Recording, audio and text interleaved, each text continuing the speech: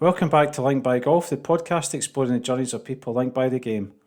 I'm your host Ross McGuire, and today's episode is a special one as I'm joined by John Gallagher, Scottish Amateur Champion, 2005 British Amateur Finalist and one of the most distinctive players to come out of Scottish Amateur golf in recent decades.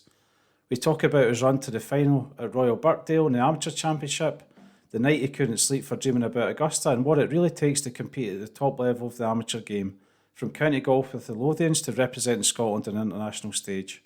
But more than that, this is about the full journey from a teenager falling in love with the game on the Pentland Hills to the grind of professional golf to still competing and still loving it today. Let's go over to John. John Gallagher, how you doing? Great to have you on the show. Thanks, Ross. Good to see you, mate. It's been a while. Only 20 years. About 20 years since we were down. Obviously, we were talking about Livham Trophy. The evening news foursomes was a special moment when we first met. That was pretty special as well. But no, great to obviously be on the show. I really enjoy your stuff. I've watched all your, mostly all your episodes. I love looking at all the old guys and their stories, and I guess I'm one of the old guys now, right? So. And then John, you had the privilege of playing Turnberry yesterday, so what's the course like now versus what it used to be? I've heard the changes are very good. Yeah, so no, it wasn't actually. We weren't on the big course yesterday, but I was through I was through supporting a brilliant charity, the John Hartson Foundation. I've been going to this event now for the past sort of 10 years, I think. The clothing company that helped me out, Look 1977, they've been helping me out for quite some time. They sponsor the event, and through that, I've got to meet like John himself, and not just John, all the other guys, and bit of a mix. There was Rangers players back in the day and Celtic players, and I do love football, so it's great for me to go. And the probably last thing they want to talk about is football, but I'd be over there chatting about what was this like, what was that like. But no, we had a great day yesterday. Rab Douglas was in our team, who was the ex-Celtic goalkeeper, and just a great day, just a brilliant day. So brilliant to be able to go through to Robert the Bruce. It's in beautiful order, it really is. It's an amazing golf course.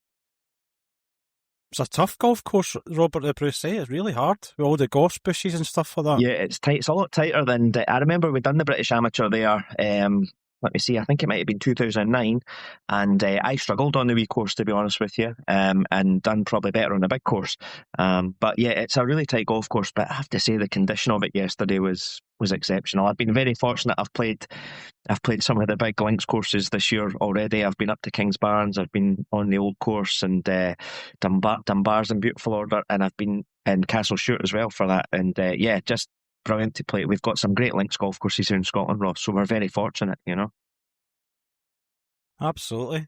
And we'll jump straight into present time, John, but how did you get into the game? What got you going? I got into the game, my dad worked on golf courses. He was a greenkeeper, course manager, and I was young. Let me see, I think I was quite late to playing golf. I was 14 when I started playing, and it was at a golf course on the side of the Pentland Hills, Swanston. That's where I kind of grew up. And I remember the summer I was playing football for North America at the time, and I was kind of in and out of the team, and I remember my dad saying to me, he said, "Son, if you don't play golf this year, I'm not going to bother renewing your membership because you've been a member for 2 years and you've never played yet." And I went up there at the time, and there was a pile of juniors. It was a great junior, like probably most people from our generation. There was a lot of juniors at the time at golf courses, and I just fell in love with it. And that summer holiday, I just kind of got the bug, dare I say, and I was just constantly up there. My mum or my dad would drop me off, and I was there from like 7 a.m. till like dark. It was just amazing, it really was. It was a great upbringing and playing golf as a youngster.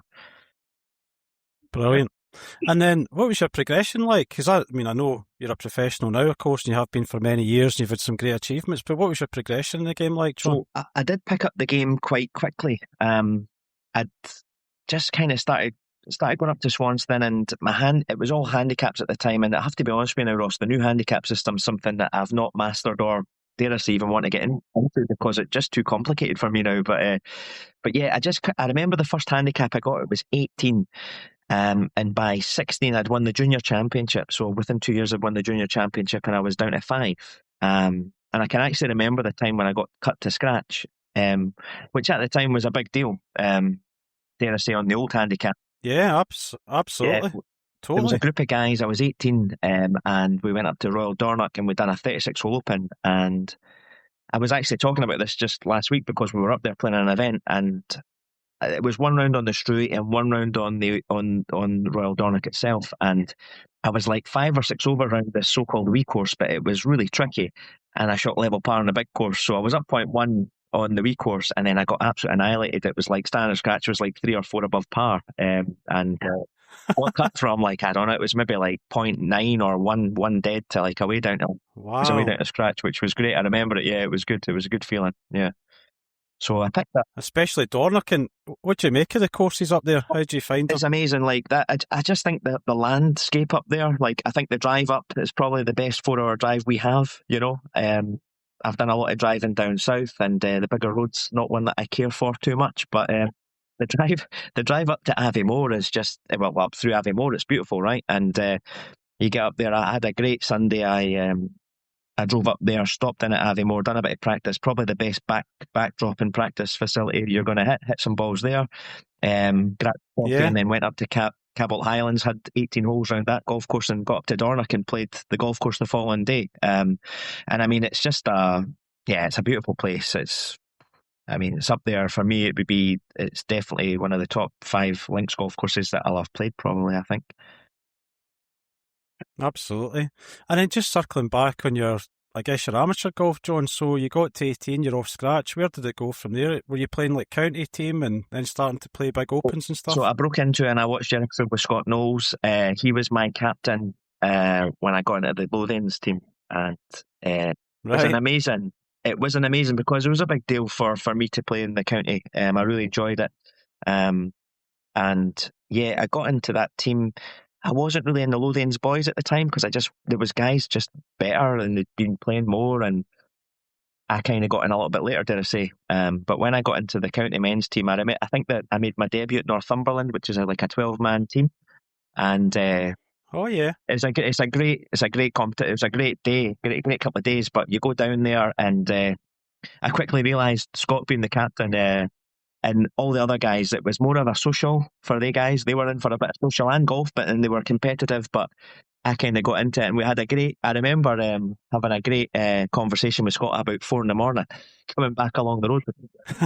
But no, we had a great team. The guys were brilliant. We had some brilliant players, guys that Scott touched on. Guys that maybe never wanted to take their golf to another level in regards to it wasn't through ability. It was probably just time or family. But we had some brilliant players. Simon McKenzie, who was my partner, he was an exceptional amateur golfer. So it was great to play with him. And I still play with him. I still catch up with Simon. Probably 3 or 4 times a year we'll catch a game. And obviously, like, we had Keith Nicholson, and there was guys from Silverhouse, Tam Caldwell, Keith Riley. These guys it was just brilliant for me to be in that environment and playing with the older guys and learning from them, because that's what I was doing. I was just picking up nuggets from these guys every time I caught up, and it was a good again, Ross, it was brilliant. And the Lothians is a great setup. I was at Dalmahoy for 3 years. Yeah. Not a huge amount of time, but we played, some really good league formats in the winter and the summer. Then the championship was always good courses. So, what's your memories of just playing golf across the Lothians? Yeah, we played. I played. We were on county championships, won the area team championships a couple of times. And at the time, it was a 6-man team. 7 in the squad, 1 was sub. And it was just a great camaraderie. We had brilliant trips away, playing against really good players, and it was just, I just seen it for me. It was just a natural progression because I was doing quite well at the golf club that I was growing up at. I'd won the club championships and I'd won the men's, and then you went away playing Lothians, and I didn't win brilliant. I didn't win loads of opens, but I won a few of them, and the 6-man team events, the match play stuff was stuff that I really liked and I really enjoyed. And as I say, I think just being around, even till this day, like when you're playing, it's great to play with great golfers because you're learning off them, and I think that's one thing that I would say to young people now is, if you get the opportunity to play with better golfers, take it, even if you feel a little bit uncomfortable about it first, because that's only going to help you in the end, playing around guys that are great chippers or good drivers of the golf ball, or people who manage the golf ball really well.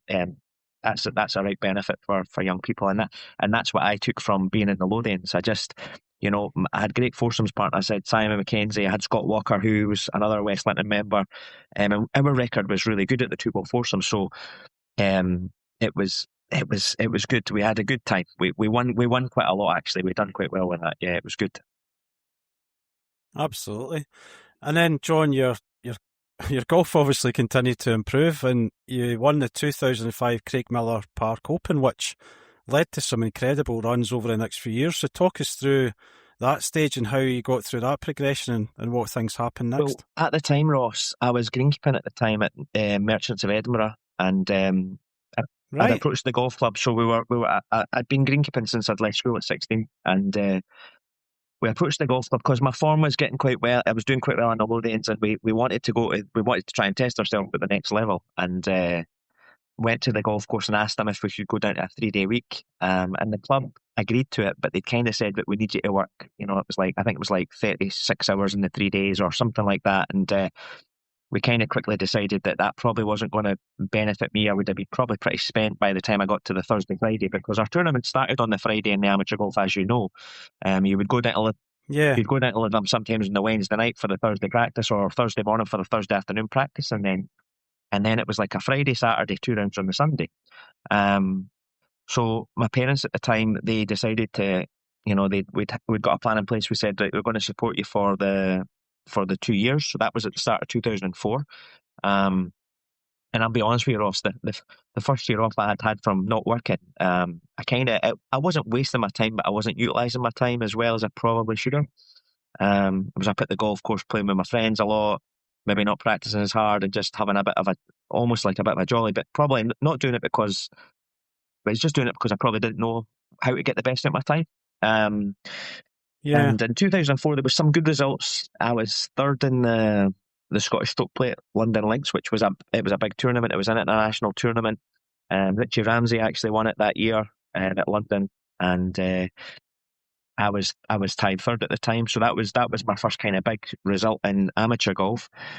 But there wasn't really a lot to follow up. But then at the start of 2005, I'd kind of worked hard over the winter, and dare I say, probably learned from my mistakes a little bit from the previous year, and was just in a better place. So by the time Craig Miller Park came round, which was our first kind of 72-holer, I was playing really well, and it was a really tough day. The weather was really rough, in fact, and the winning score wasn't low. I think I might have been 8 or 9 under par for the 4 rounds, but it was really windy, and probably suited me at the time with the way I played golf, because I would hit it quite low growing up on the Pentlands and hitting low shots and punch shots, just keeping the ball as low as I could.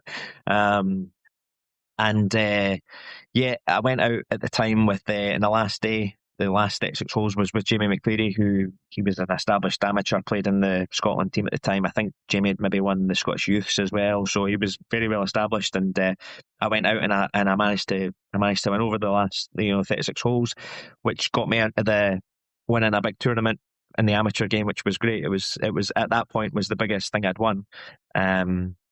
Prior to obviously some county stuff, I'd won the county championships and I'd won the champion of champions in Edinburgh, which was great. But yeah, that was certainly the first of a big one,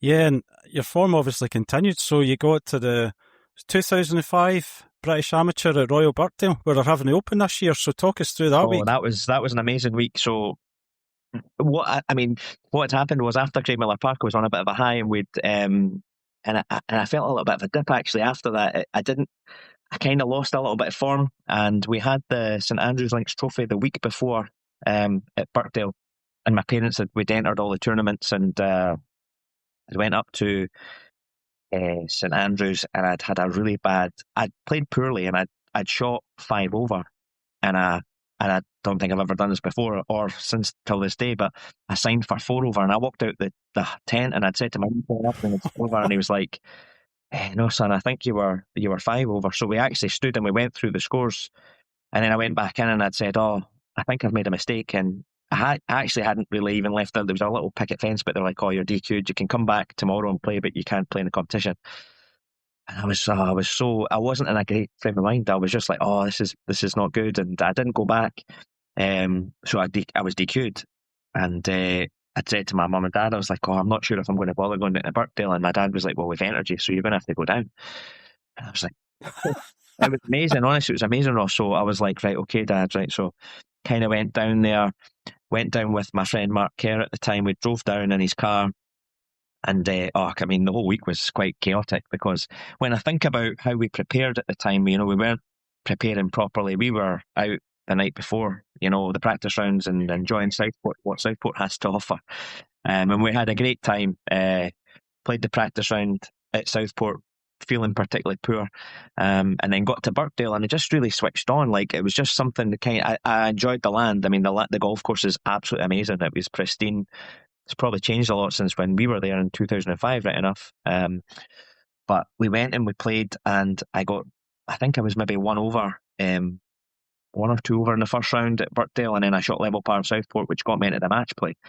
And I think Andrew MacArthur at the time, he'd shot the course record, the amateur course record, which was 66, 4 under. And I think I was maybe 72 so it was a good start to the week to get into the match, because that was the goal. And like anything, like any match play event, Ross, like when you get in, it's like if you're into these big tournaments when there's like 200 and odd people playing, you're going to have luck. You're going to have to play well, and you're going to have to take your chances when they come. And I kind of done most of that most of the week. And it was a great week for me. I was actually recently down there. It's not at Birkdale. I was next door at Hillside, and the feeling of even just going down there after 20 years, 21 years. It really does come back to me, because I look at the street that I stayed on. I was checking into places and going, I'll get beat. I'll just check in for one night, because I'll be getting probably beat today. And win that first game in the morning, you'd win the afternoon. You'd go, I've not got a place to stay, and you'd be driving through the street trying to. I was going to say, back in the days with the Airbnbs and on your phone, Booking.com and all that. Don't look at that. It's like, so you're on Lord Street trying to find, and I stayed in some really questionable places, to be honest with you. Some of the places were not great. I'm sure they would have told some stories. The walls could talk. They would have told some stories. But I was definitely, when I think about it, the people at Southport really embraced me. So I was kind of down there on my own. A tease mark about it at the time, but I wasn't happy. But we'd agreed that he was going to stick around and caddy, or I was going to stick around and caddy for him.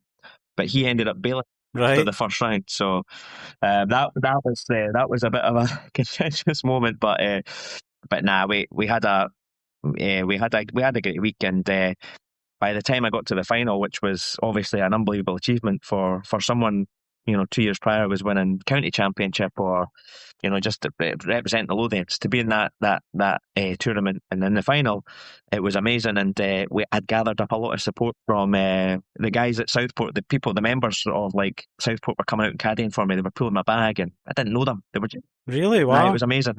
And I had a lot of great support, and just really fond memories of that week, because ultimately the goal, when my parents decided to support me, the goal was to play for Scotland. That's what we were trying to do. We were trying to get into the Scotland team, which at the time I probably thought was achievable, but I knew I needed to kind of do some really good stuff to get in there, because I think being in the Scotland team for 5 years, 4.5 years, it's once you're in there and you're playing well, and their eyes are on you. But if you're not in the team, or you've got to be doing really good stuff to get in there. And obviously getting to the final of the British Amateur, that we achieved that, because that opened up a few doors, and we ended up going on some great trips, and I represented Scotland for 4 years.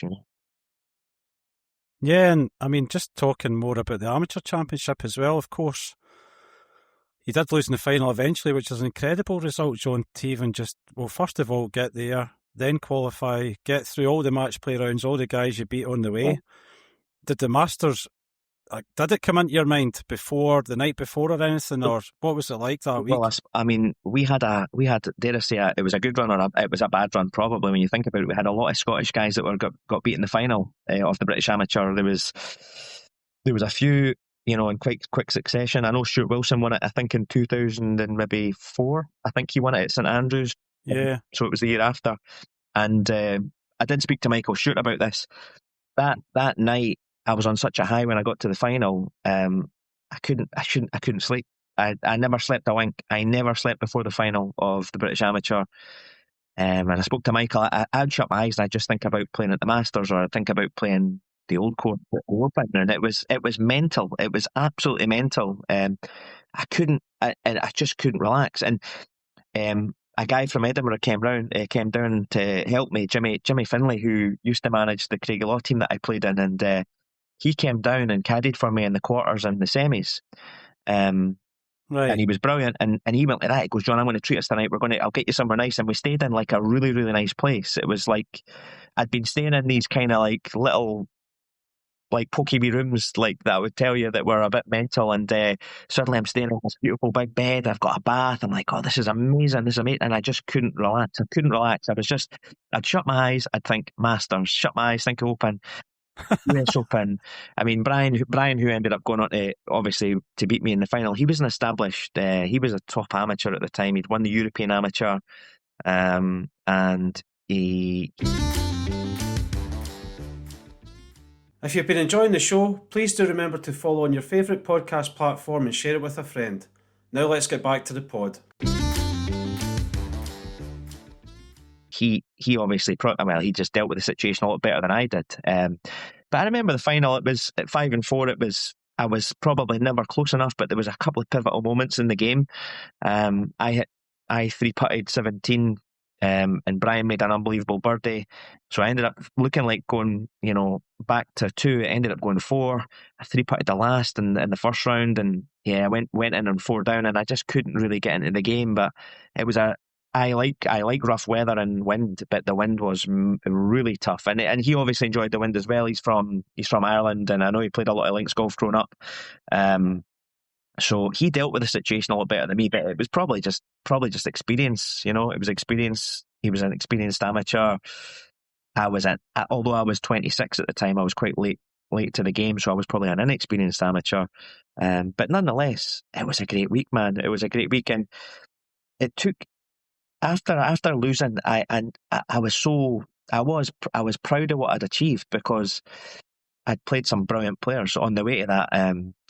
The guy who was probably the most impressive would have been Julian Guerrier. I played him in the 4th round. Oh yeah, and he won it the following year. And I remember playing Julian, and I've actually met him since. I met him when I was playing in the French Open in 2015. I hadn't seen him for a long time, but we spoke about the British Amateur, and I said to him, I kind of robbed him a wee bit, because, like I'd said at the start about talking about this week, you need to be lucky, and you've got to take your chances, and you've got to be good. I think I used all my luck against him. He was an amazing golfer. He hit it so well. He hit it so far, and he kept on lipping out. And I lost the first hole, and I got it square on 17, but I was never square until 17. I was 1 down after 1. really? And I was at 2 down, got it to 1, and then I squared it on 17. I birdied 17, and Julian made a 6 down the last. He double bogeyed the last. I won the last hole with a bogey, and that's what I'm saying, Ross. Like, that was probably my lucky moment. But I had some unbelievable games. I played Craig Watson, and I remember I think I was maybe 4 or 5 up with 6 to go, and I had to hole a 6-foot in the last to win the game. And I remember that was the first time I'd actually physically shaked to try to hit a putt. And I hold this putt, and I said, I was like, don't ever do that to me again. And I didn't know these guys at the time. I just met them, but unbelievable. And in the semi-final, obviously, I played against Lloyd Saltman, who he was absolutely number one. He was top man, not just in Scotland. He was one of the best players in the world, if not the best at the time. Absolutely. He was an exceptional golfer, and but over 18 holes on match play, anything can happen. And I managed to see off Lloyd and get to the final, and that opened the door. I'm not sure if I'd got to the semi-finals, that probably wouldn't have paved the way for me to play for Scotland. It might not have. I'm not sure if it would or it wouldn't have. But it was a great week for me, Ross. It really was, man. And I look back on it now, probably still with pride, but that is the one that hurts the most. It's the Masters. Like, it took a wee while to get over that. It really did. And I spoke to Mike about it as well, because we have the opportunity every year. If you want to, you can go and dream and play in the Open. You don't get that with the Masters. It's just like, to say you were 1 game away from that was, it was good effort. It was a good effort for me, yeah. Yeah, and you said it opened up some doors, so that got you into, I take it, did that get you into the Scotland team for the home internationals that year then? Yeah, it did. so I remember having a chat with Ian Ray at the time, who I'd not really met Ian, and even though I was flying at the time, I was second in the Order of Merit. The rankings had just came out, and I was ranked well in the world rankings. And he kind of intimated. He said, "We've got 9 definites, and there's 2 from 6, and you're in that 6." And I was thinking, bloody hell, man! Like, if you know, but I remember being a bit shocked when he said that. But I can remember like thinking, right, okay, I still need to keep going here. And I done well for the end of that season, and I think I finished in the Order of Merit. I think I was second in Scotland in the Order of Merit. And that at the time, that was when everybody was playing in the events. So you'd go to the Tennant Cup, and like Scott Jameson would be playing, or Richie Ramsey would be playing, and Lloyd would be. So there was loads of guys playing. So your Order of Merit was kind of like a true reflection. And I'm not sure how it is now. I mean, from what I'm led to believe, a lot of guys don't play in these 72 holes because it's bad for their handicap or their old rankings, and it kind of affects. Yeah, it's crazy. It's crazy. It's a shame that your best players don't feel that they can play. Because they're worried if they go and play, they drop a few points in the rankings, and then they can't get into a tournament, and that just doesn't make sense to me. But that's the way it's went. But I was second in the Order of Merit, and we got picked for Royal St George's, which was an extremely proud moment for me. We went down there. We had a great team. We just had a great team. We had I roomed with Andrew MacArthur. I mean, he was top player, great ball striker. Obviously, we had Lloyd. We had Richie Ramsey. We had Jamie McCleary, who was an exceptional golfer. We had Eric Ramsey, who had a great run in the Open, and we had a great team. And I just fitted in well. I think I won 2.5 out of 5 points for my first home internationals, which was I was really happy with. And we won it. We won it down at St George's. We hadn't won it for a long time. We got a tanking off. I think it was Wales beat us in the first game, and then we turned it on against England, and we done well against Ireland. So it was a great week. It really was. It was a great week. Yeah, absolutely. And the thing we haven't even touched upon, John, and I do think this is true, but I think you're probably the best cat-candid golfer in the world. So how did that shape your development as you went through from being a junior all the way through to playing for Scotland and getting to the amateur final and stuff? I know it's obviously we hadn't touched on that, but the grip is something that's actually probably more popular now, dare I say, because Matt Fitzpatrick's using it for the chipping and stuff, and me. Well, it's funny. My short game probably isn't as good as it used to be, right? And that's probably just an age thing or whatever. But it's I remember playing at the time with Kev McAlpine, and Kevin and I got really, really well when we were in the Scotland team. There was a few guys that I could gravitate to in the Scotland squad, and Kev was one of them. I really got on well with him. And we played at the Tennant Cup one year, and he was striking the ball amazing. He came back from America, and he was just like duffing these chip shots and not playing very well. And I was hitting the shots and hitting wedges in, and he was like, oh. So a couple of weeks later, I seen him at one of the events, and he's like, I'm chipping cat candid. And I was like, really? And I had a look at him, and he was clipping them lovely. And I'm like, that's amazing. Like, I think Kev got a bit steep when he was holding it conventionally, so he'd come into it a wee bit steeper. Yeah. And that year, he went and he played in the Scottish Amateur, and he won it, and he was chipping cat candid, which was amazing. Like, he totally just changed his chipping with. Really? Yeah, within like 3 or 4 months, he went up to there. The Tennant Cup might have been maybe June, so maybe 3 months later, and that was him. By all accounts, he did play well that week, so he probably never had to chip too much. But when he was chipping from 50 yards and in, he would be holding it cat-handed, which was amazing. I didn't know that. No idea. It was amazing, and he was a great guy. He really was, and sorely missed actually. But the grip came about. I just picked up Ross really naturally, just picked it up and swinging away, and I remember going and getting a lesson. It wasn't even a lesson. My dad knew Ian Young at the Braids when I was like 15. My dad used to treat me like it was a treat, right? When I was young, do you want to go up to the Braids and we'll hit some shots, son? And it was amazing because you're 14 and you're like, oh, this is class, right? And I remember my dad going to get Ian and said, Ian, will you come and have a look at John? So I was hitting shots, and Ian said, if you're going to hit it like that, son, just you work away at that, you'll be fine. Because I was hitting the ball quite straight.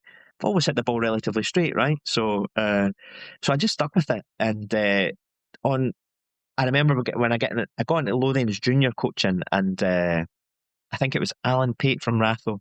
I think Alan maybe just left there in the last maybe 4 or 5 years, but I remember he was giving us lessons, and he'd went, "Oh well, why don't we try it?" And we tried. So he got me into the grip, and he got me holding it normal and or conventionally, and it lasted about a week. Ross, I was like, "Oh, there's no power, man. I can't hit it, so I need to get back to the cross-handed cat candy grip." Yeah, but I mean, I've it's amazing. Like social media now. There's a couple of guys in America. They were over at the Masters, and they're not Masters tournament, the junior Masters. You know, like these events where they're hitting drive, pitch, and putt and stuff, and they're we're ripping at cat candied, and everybody's sending me, "What? Check this out! Check this out!" It was amazing.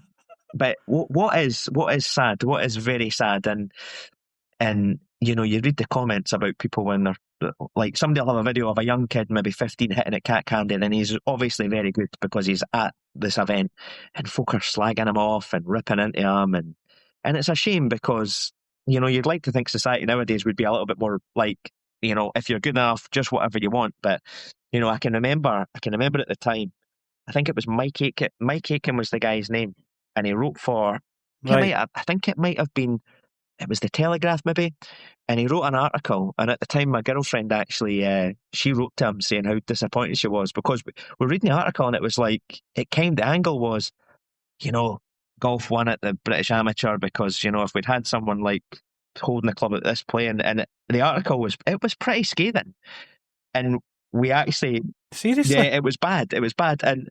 My dad will definitely have the article because my dad kept everything. So all the cutouts and all the pictures and all the magazines, all kept. But he actually wrote back to us and he was like, "Oh, it never meant to come across. It didn't mean to come across like that." And to be fair, he smoothed it over, but it was rough. It was like the golfing purists will be happy that Brian McElhinney won or something like that, and you're like, but that's it. I mean, people are sometimes scared of what's different, right? Or they'll look at something and go, "That's not going to work." And I think what's true now, John, what's really nice for the most part in golf is that coaches have changed their philosophy. A lot of them, loads of them. They don't necessarily have kind of formula-based coaching anymore. It's pretty much look at the person, how's their body shape, how's their rotation, figure out what things you can maybe amend rather than completely change. Absolutely. And you have done things like I putt left-handed now, Right. and I love it. I mean, can you imagine me doing that back in the day?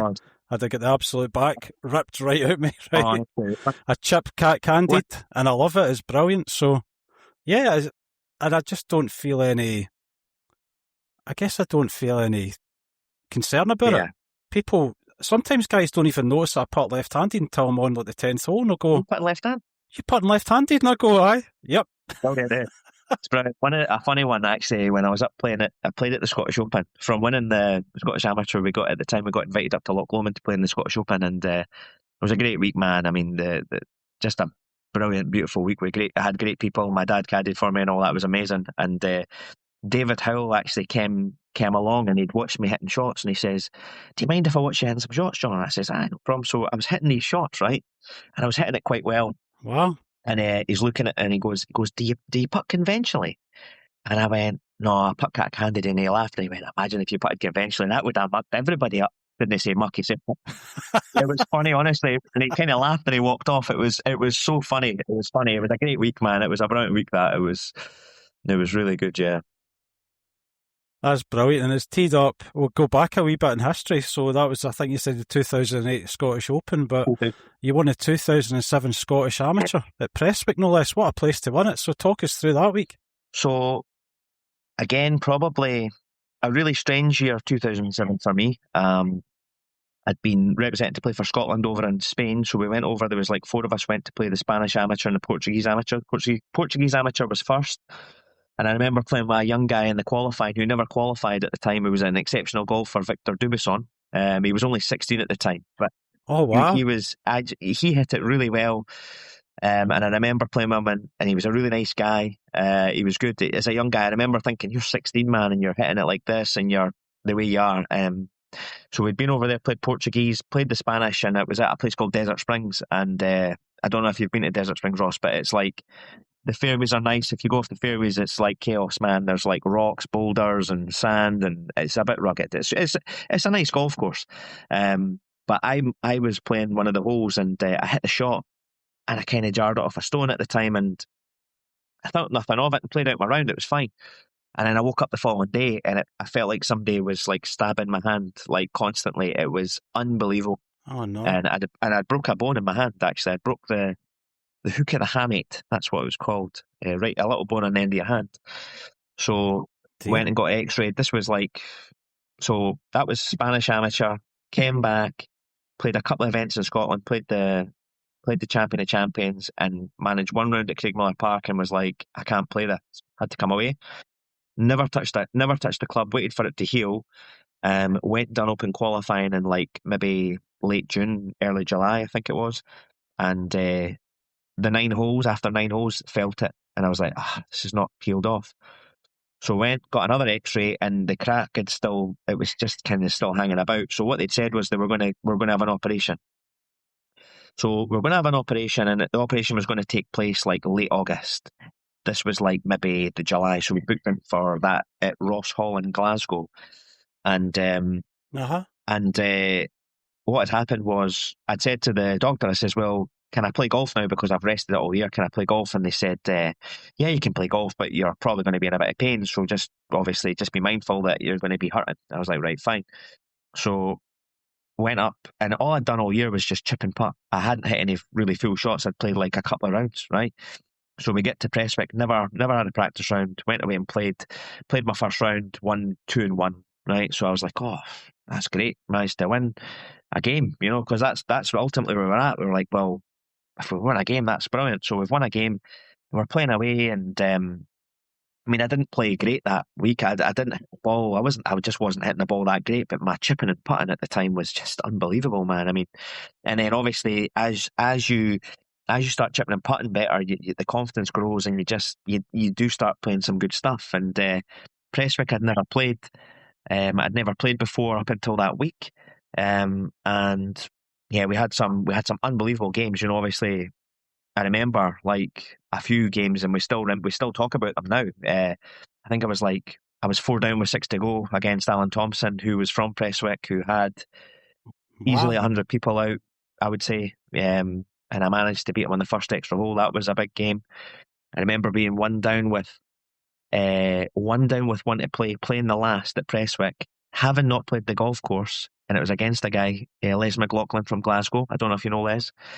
Oh yeah, bit of a character. He was top man.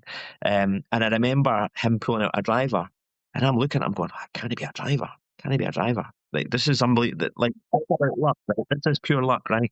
It was lucky that, and like I said, anytime you win something like this, you need a bit of luck. But my luck was this moment, and I remember going to my dad, I was going, it's never a driver. I'm going to hit a 3-wood. So I've stood up and I've absolutely leathered this 3-wood, and it's arrowing towards the green. And I'm thinking, that's good. And then it kind of goes a wee bit past. And I'm like, oh, right, okay. It's now on the practice putting green at Prestwick. So it's through the green, onto the putting green, and it's going towards the clubhouse. But it was almost like as soon as I hit the shot, I just seen Les put his driver away and pull out like a 2-iron or something, right? And I'm looking at my ball and I'm going, is that all right? And honestly, Ross, my ball, I was 1 down playing the last stage, and my ball was about a yard inbounds. My ball was a yard inbounds. I had to go off the apron of the practice putting green, onto like a bit of fairway, and onto the green at 18. It was about maybe 150 feet or something. And I managed to up and down it. And then we halved the first extra, and he made a mess of the second. But that was like round 3.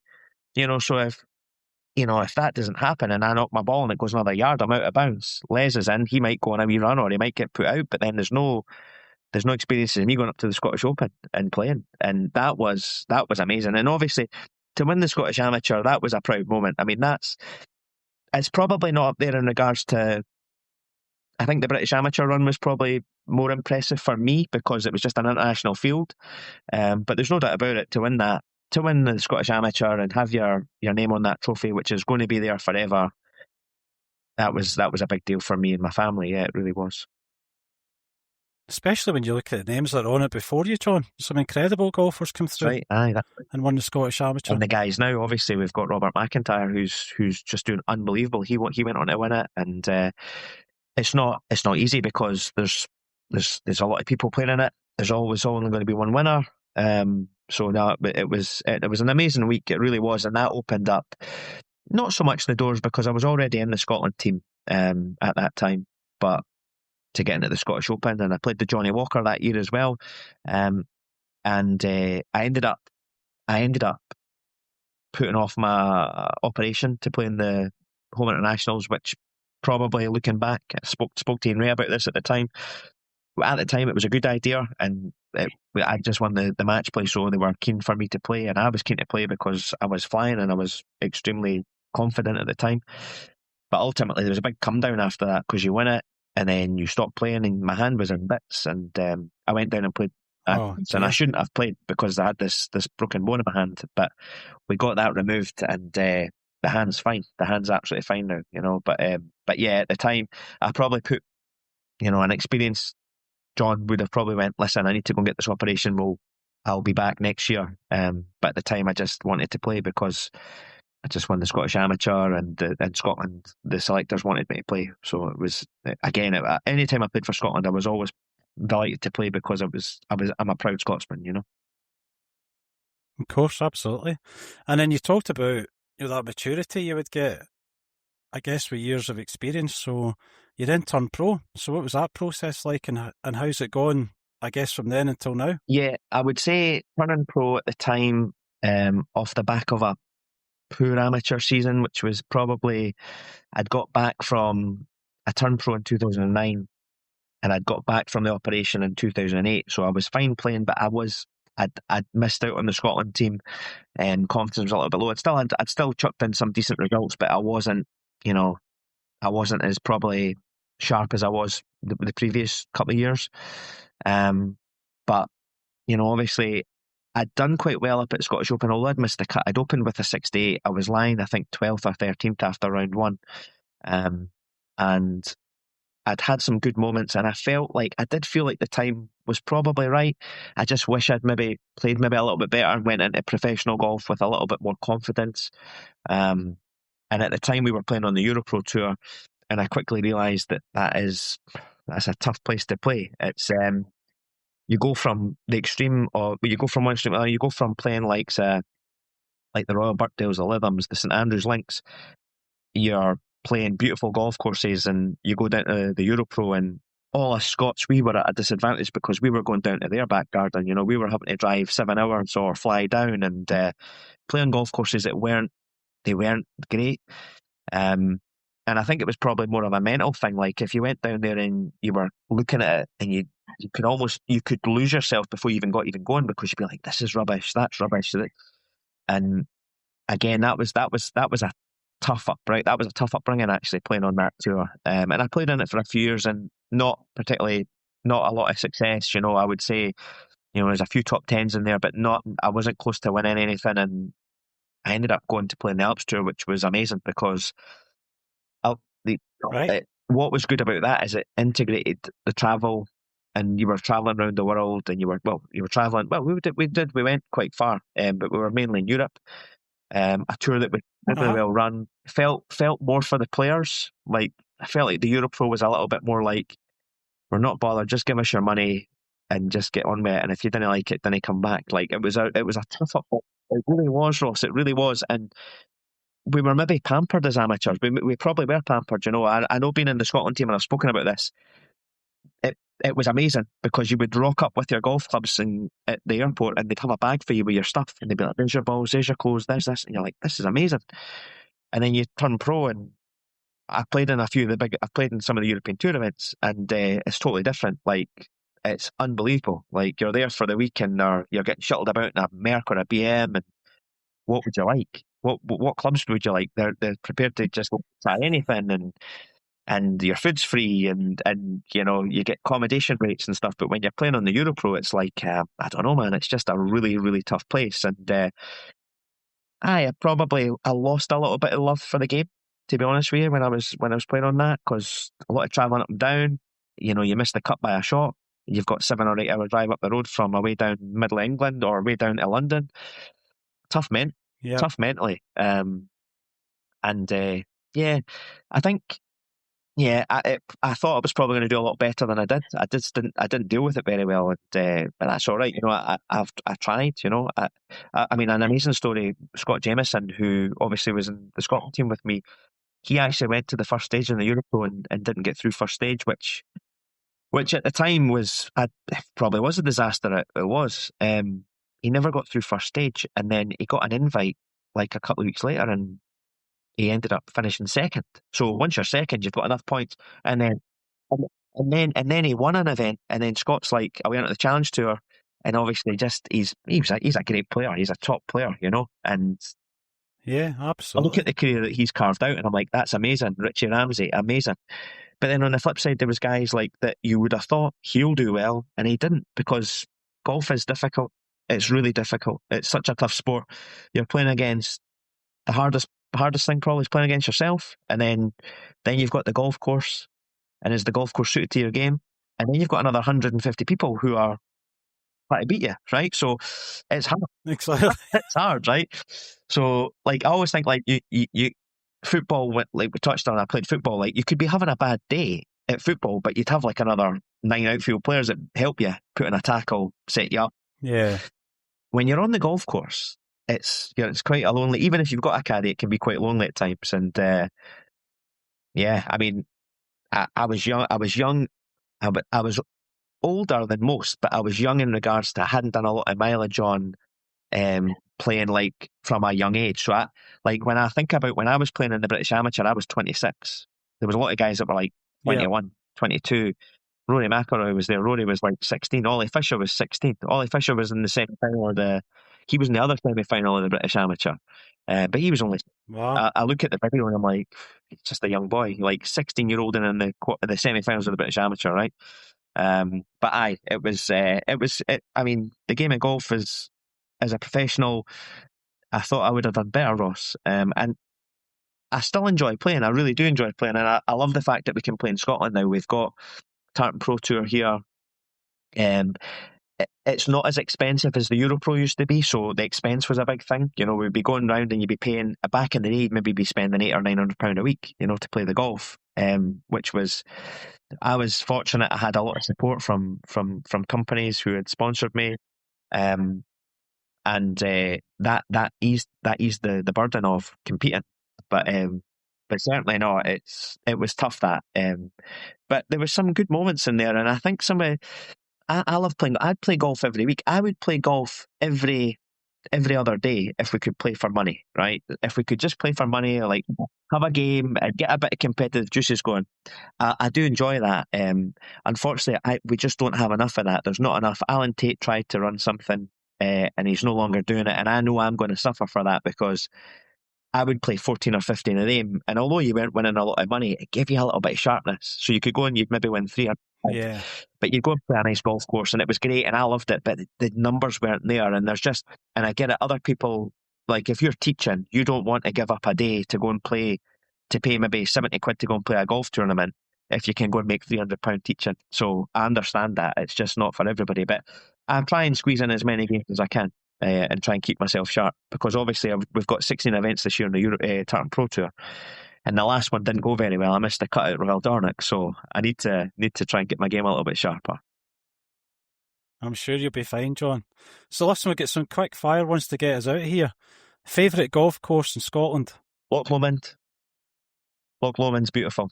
The greens, the tees at Loch Lomond for the tournament were like greens. I remember taking a divot and going, they were absolutely amazing. Yeah, brilliant. Brilliant. Most underrated course? I was a member at Eyemouth for a while. That was good. Eyemouth's really good. Underrated. Heard that's good, really, yeah. Heard it's really threes, good. Brilliant. One of the best par threes in Scotland over the ocean. Amazing. So I would probably put Eyemouth. I also like Fort Rose Marquee. They managed to have 18 holes. Right. They had 18 holes on a golf course that you could probably throw a blanket on. It is amazing. It's really, really quirky. Beautiful part of Scotland as well. So Fort Rose is up there as well, but Eyemouth would probably be number one underrated for me. Brilliant. Hardest conditions you've ever played in? Definitely the British Amateur in 2006, the year after I was in the final. We played St George's and we played Prince's, and at St George's, believe it or not, Ross, probably had one of my best rounds of golf I'd ever played. played with Paul Waring, and he said to me after the round, he went, "That's probably one of the best rounds of golf I've ever seen." Bearing in mind now, he's went on to win in Dubai and all that, so he'll have seen much better rounds than that. But I shot one under par. I had 3 birdies and a double bogey, and I was the next best score was 1 over par. I was the only guy to break par that day out of 140 people, or 100. It was mental wind. It was like 30 mile an hour at St George's. Mental. It was tough, yeah. I'll just leave it that I didn't complete the round. So I wasn't very close to you that day. Oh my God, it was honestly, that was total carnage, that place. It was so tough. Yeah. Absolutely. Best shot you've ever hit? The best shot. I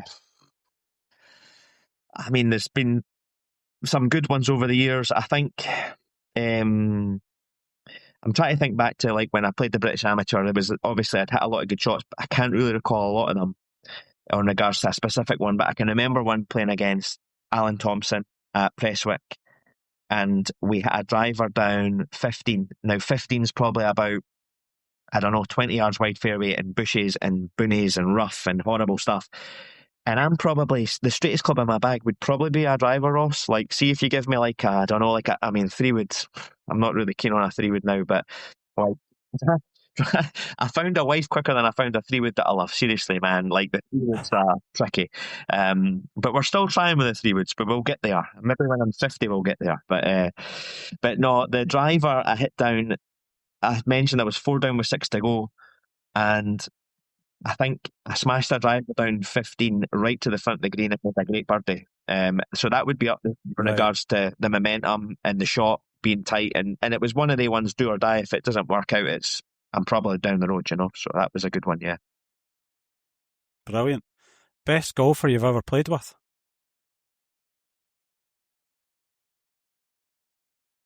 I would probably say, well, I played a practice round with Rory McIlroy, right? So he's the top man. But I mean, he is. That would work. It's a really funny story, Ross, this, right? So my friend Stuart Snedden, who's sadly no longer with us, he asked to caddie for me in the practice days, right? So This is a really funny story, right? So he comes up on the Monday, and he comes up with his girlfriend. Now, my sponsor at the time's given me his friend's house in Helensburgh. So we're up.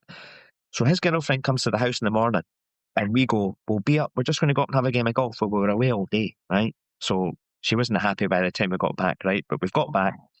She's like, we're going mental. And we've been away. We got back at like 6 o'clock or something. She's furious, but we're just loving life, right? So we're playing. So we've managed to settle that down. Stuart, he was such a great guy, 6'4", captain in the army, life and soul at any party that he'd ever be to. He was just a brilliant guy.